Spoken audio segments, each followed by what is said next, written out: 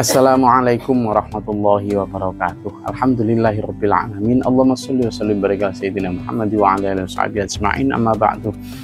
Dulur, waktunya sahur.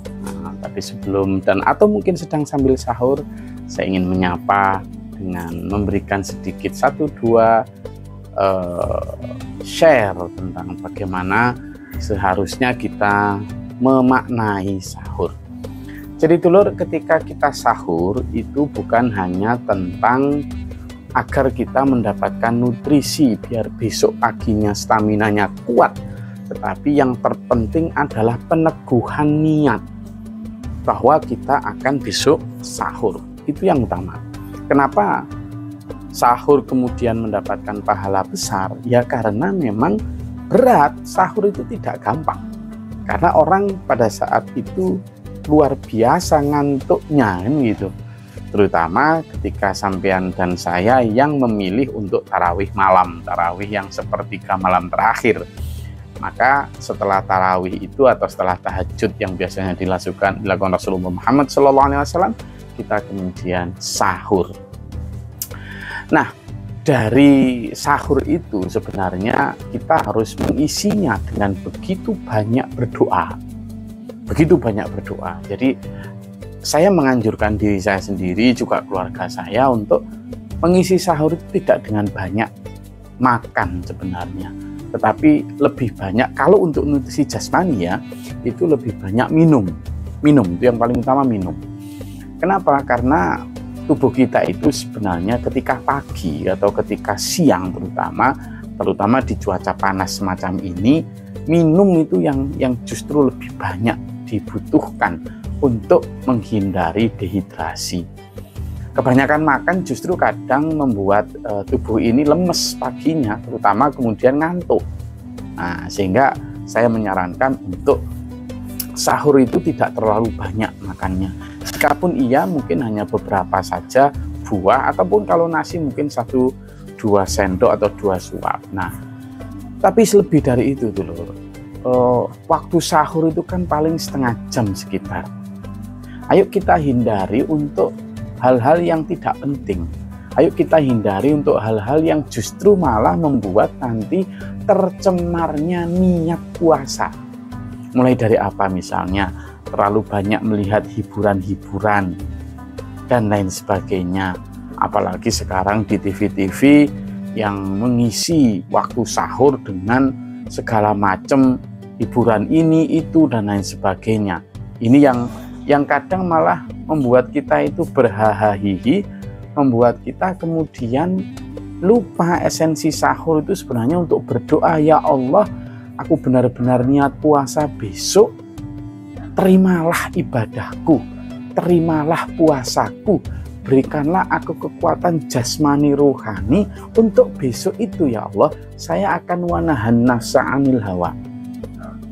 Jadi malam ini kita benar-benar minta kepada Allah kekuatan untuk benar-benar dijaga agar tidak marah, dijaga agar kita kuat untuk tidak ghibah, dijaga agar kita kuat untuk tidak menyebar fitnah, dijaga agar kita kuat untuk tidak pelit, agar kita mampu bersedekah, agar kita dikuatkan untuk bersedekah juga.